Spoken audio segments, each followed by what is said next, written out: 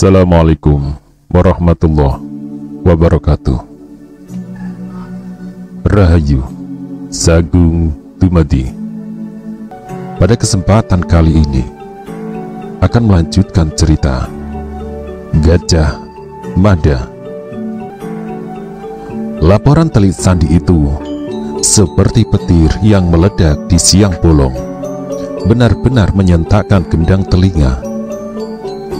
Laporan itu membuat Rakuti kebingungan. Apa yang dikhawatirkan akhirnya menjadi kenyataan.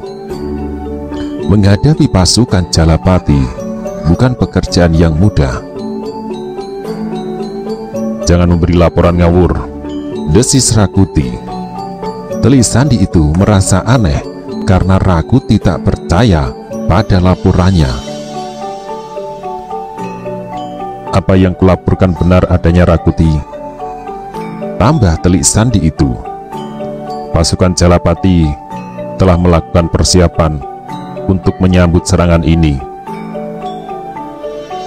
Janganlah kau lupa bahwa aku adalah bagian dari pasukan Bayangkara. Dengan demikian, aku tahu apa yang akan terjadi. Aku tahu pembicaraan macam apa yang terjadi antara bekal Gajah Mada dan Tumenggung Banyak Sora, dan langkah-langkah macam apa yang mereka ambil." "Keparat," umpat Rakuti yang benar-benar marah. Merah padam wajah Rakuti. Pimpinan para Weneh Suka itu sama sekali tidak menduga gerakan serta tindakan makar yang dilakukannya ternyata telah diketahui oleh pihak istana. Rakuti menggigil sejenak, bahkan merasa kebingungan. Menyadari perkembangan keadaan bergerak ke arah yang tidak dikehendakinya menyebabkan dadanya sesak, bahkan nafasnya seperti terganjal oleh bongkahan batu besar. Akan tetapi, ibarat nasi telah menjadi bubur, semuanya telah terlanjur. Mundur atau membatalkan rencana akan menjadi tindakan bodoh. Raken Tanca, salah seorang dari para Weneh Suka yang memiliki kemampuan dalam bidang pengobatan, mengamit Rakuti. "Bagaimana?" bisik Tanca. Rakuti memandang Ratanca dengan begitu lekat. Sejenak kemudian Rakuti bahkan menggeram. "Aku tak peduli," teriaknya lantang. "Dan aku bukan jenis pengecut yang gentar melihat kemungkinan perkembangan menuju arah yang tidak kita kehendaki. Tercapainya sebuah cita-cita memang membutuhkan pengorbanan, jika perlu harta dan nyawa. Akan aku hancurkan mereka yang mencoba menghalangi gerak langkahku. Akan aku gantung jaya negara dengan tanganku sendiri." Jika terjadi sedikit keresahan karena Rakuti mendengar laporan Telik Sandi yang disusukan ke dalam istana, sebaliknya Tumenggung Punjut Luntar yang berada di tengah-tengah gelar perang Supit Urang dan mengendalikan langsung gerakan pasukannya dengan penuh keyakinan, membawa pasukannya terus bergerak merayap mendekat ke dinding belakang istana. Beberapa di antara para prajurit memanggul tangga yang akan digunakan memanjat dinding. Punjut Luntar sama sekali tidak menduga di depannya menghadang pasukan segelar sepapan yang melakukan baris pendem. Seharusnya Rakuti segera memberitahu Punjut Luntar mengenai kemungkinan serangan dadakan yang justru akan menimpanya.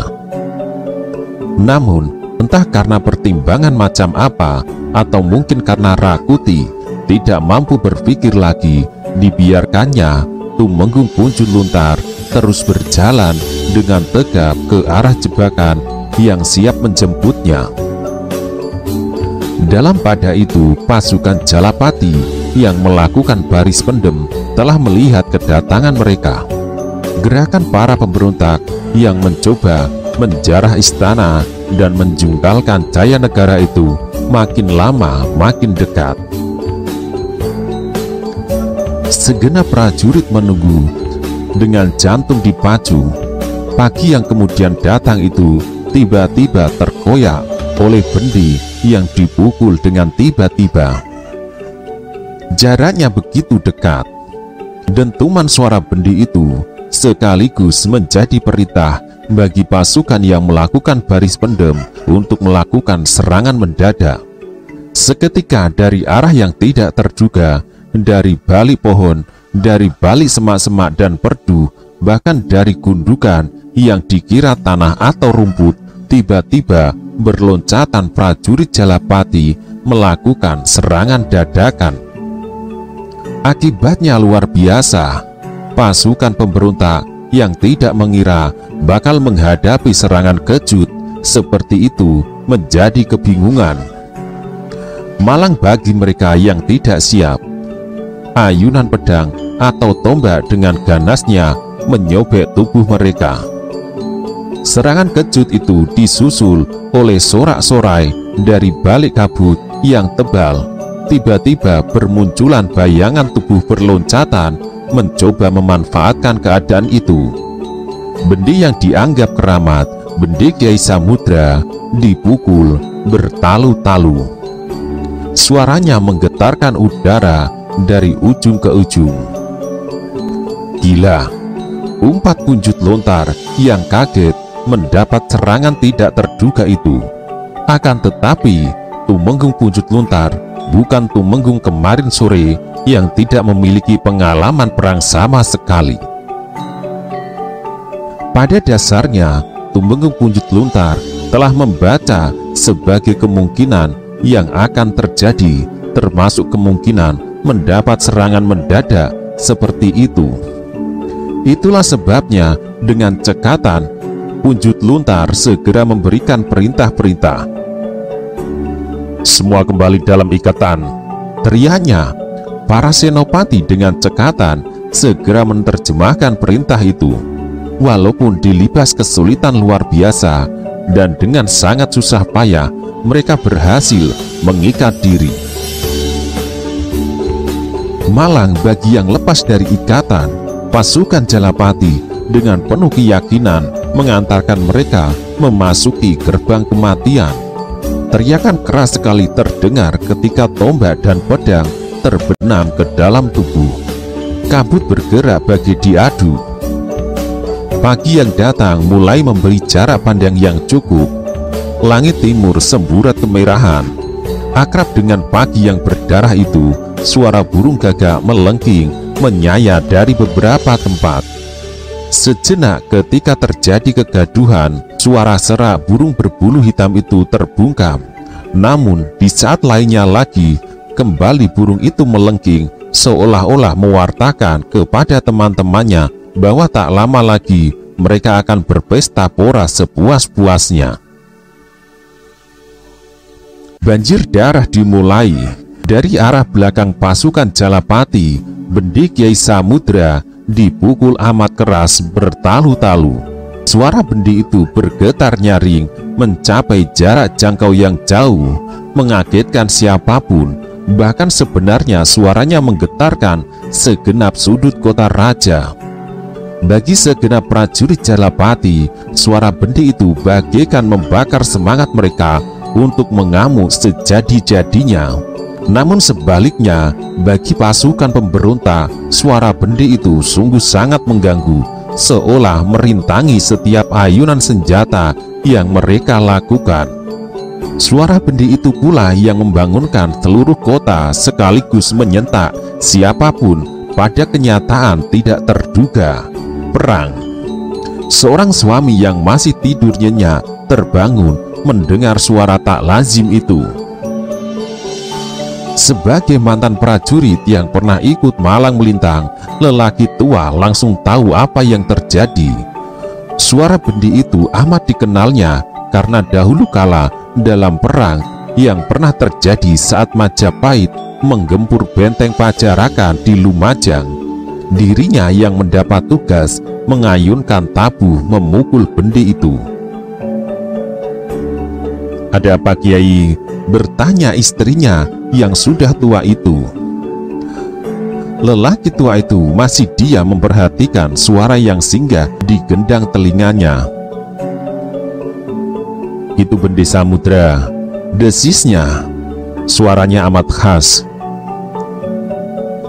"Akulah dahulu yang bertugas memukul bendi itu dalam perang. Aku tidak akan melupakan suara yang bergetar dan mampu mengacau degup jantung itu. Benteng Pajar akan bergetar karena suara bendi itu." "Apa artinya?" Istrinya makin penasaran. "Terjadi perang, Nyai," jawab suaminya. "Perang?" bertanya istrinya dengan perasaan tegang. "Perang bagaimana? Siapa dengan siapa?" Kembali lelaki tua itu terdiam. Sama dengan istrinya, sebenarnya ia tidak memiliki jawaban untuk pertanyaan yang terlontar itu. Seolah kabut tebal di halaman menyembunyikan jawaban yang dibutuhkan.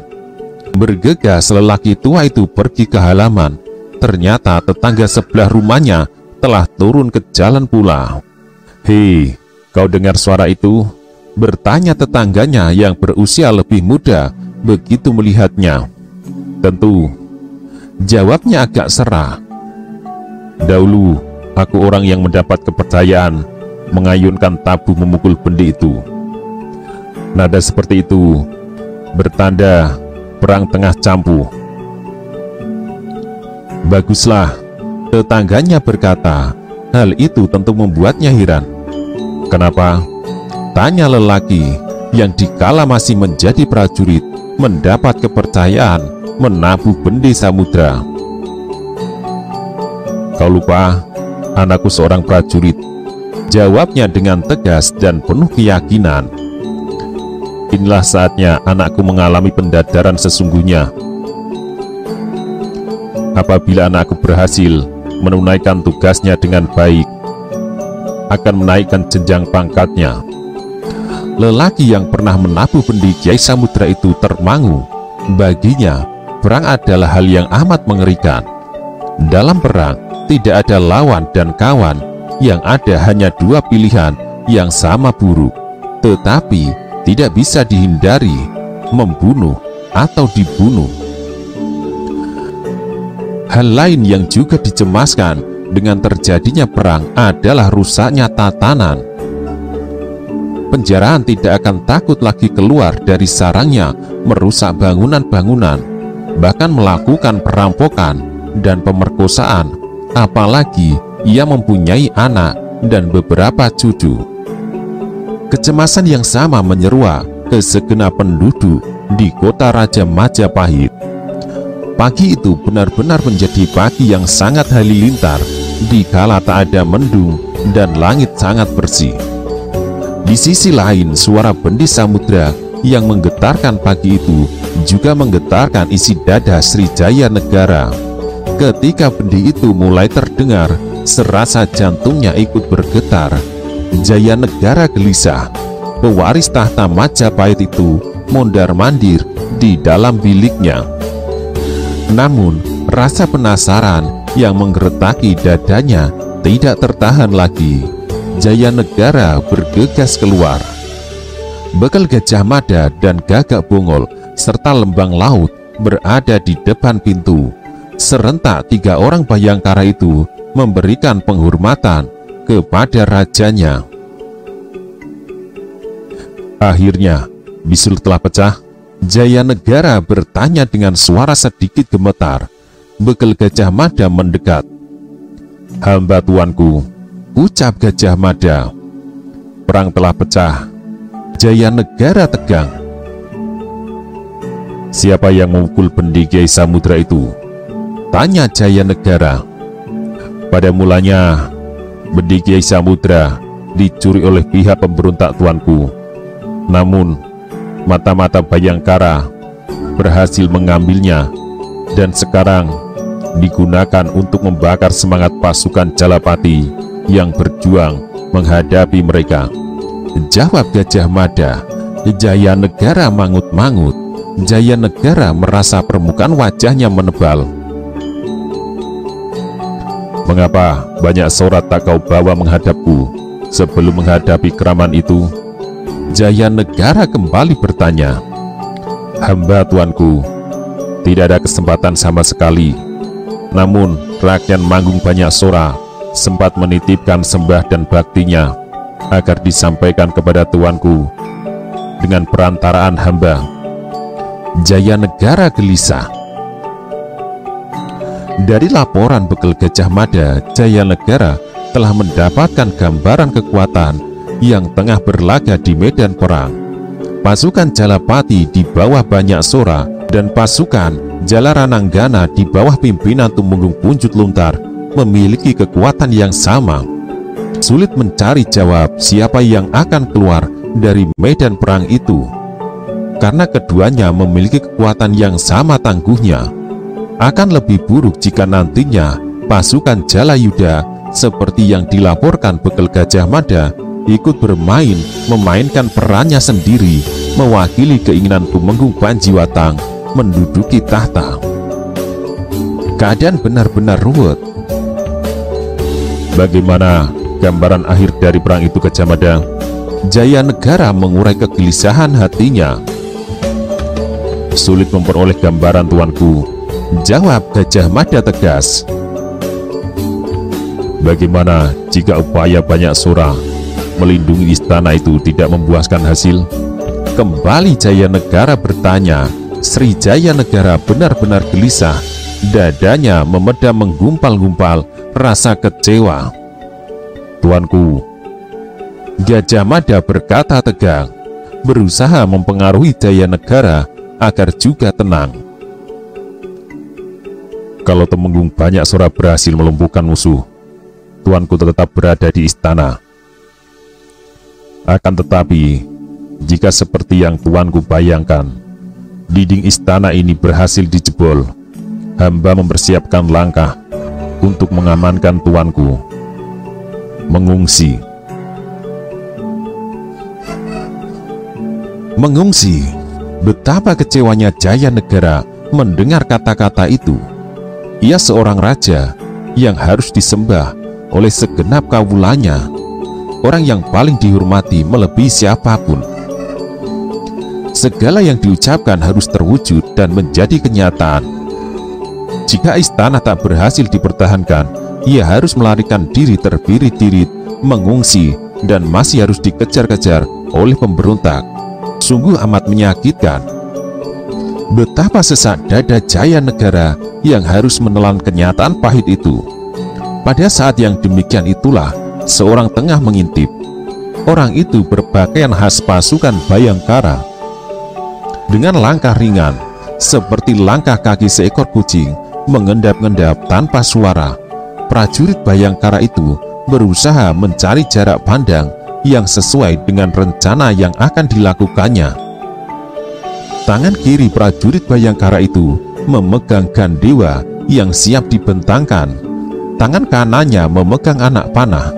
Apa yang diinginkannya telah diperoleh. Dengan cermat dan seksama, prajurit itu memasang anak panah dan membentangkan busurnya. Anak panah itu siap melesat ke arah dada Jaya Negara. Akhirnya, prajurit Bayangkara yang memihak pemberontak itu merasa waktunya telah tiba.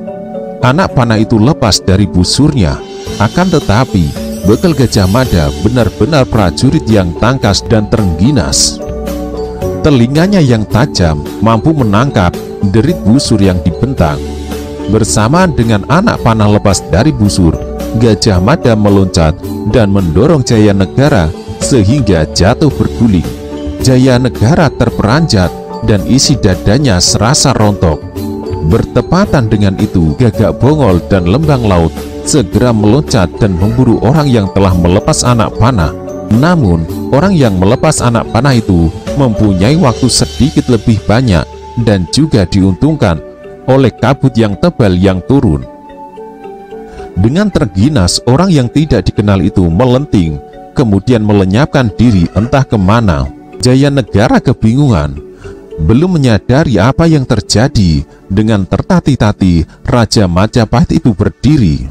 Sri Jaya Negara nyaris mendamprat Gajah Mada atas perbuatannya. Akan tetapi dilihatnya Bekel Gajah Mada sedang memeriksa anak panah yang menancap di dinding. "Ada apa?"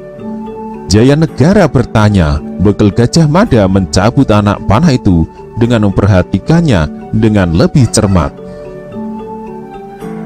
Ditelitinya anak panah itu dari ujung hingga pangkal. Jaya Negara lebih mendekat lagi. "Ada apa, Gajah Mada?" Lagi Jaya Negara mengulang pertanyaannya. Bekel Gajah Mada menyerahkan anak panah itu kepada Sri Jaya Negara. Sebagaimana Bekel Gajah Mada, Jaya Negara juga memperhatikan anak panah itu dengan cermat. "Seseorang telah melepas anak panah, berusaha membunuh tuanku." Gajah Mada berkata tegas. Jaya Negara kian tegang. "Siapa?" desaknya. "Hamba tuanku." Bekel Gajah Mada menjawab. "Hamba terpaksa harus mengatakan bahwa di antara prajurit Bayangkara ada yang berkhianat memihak pemberontak. Prajurit Bayangkara pengkhianat yang mencoba membunuh tuanku menggunakan anak panah ini." Jaya Negara memandang Gajah Mada dengan tatapan tegas, nyaris tak berkedip. Dengan langkah bergegas Gagak Bongol dan Lembang Laut. Dan Lembang Laut kembali. "Kami gagal menangkapnya," Lembang Laut melapor. "Ia mempunyai cukup waktu untuk meloloskan diri dari kejaran kami," tambah Gagak Bongol. Bekel Gajah Mada merasa isi dadanya semakin sesak. Tetapi keadaan macam apapun yang dihadapinya, Bekel Gajah Mada berusaha untuk tenang dan selalu mengingatkan diri sendiri untuk tidak panik dan kehilangan nalar perhitungan. "Tuanku," Gajah Mada berbalik kepada Jaya Negara, "demi keselamatan tuanku, terpaksa hamba mohon tuanku berada dalam bilik pribadi. Hamba akan menyiapkan penjagaan untuk menjamin keselamatan tuanku."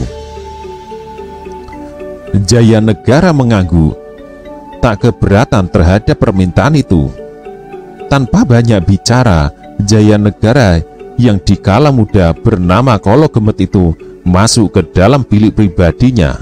Gajah Mada memandang Gagak Bongol dan Lembang Laut bergantian. "Kalian mempunyai gambaran siapa sebenarnya di antara kita prajurit Bayangkara yang tak punya malu menjadi pengkhianat dan melepas anak panah ini?" Gagak Bongol dan Lembang Laut memperhatikan ujung anak panah itu. Keduanya saling pandang. Warastro itu jelas mempunyai ciri khusus sebagai pertanda dimiliki pasukan Bayangkara, dan setiap prajurit Bayangkara memilikinya. Amat sulit menerka siapa yang berada di balik upaya pembunuhan Jaya Negara itu. Bekel Gajah Mada memeras otak, berusaha memilah siapa di antara pasukan yang memiliki kemungkinan menjadi pengkhianat. Seorang demi seorang nama yang ada di pasukannya dipilah dan ditimbang. Akan tetapi Gajah Mada memang tidak mungkin mencurigai siapa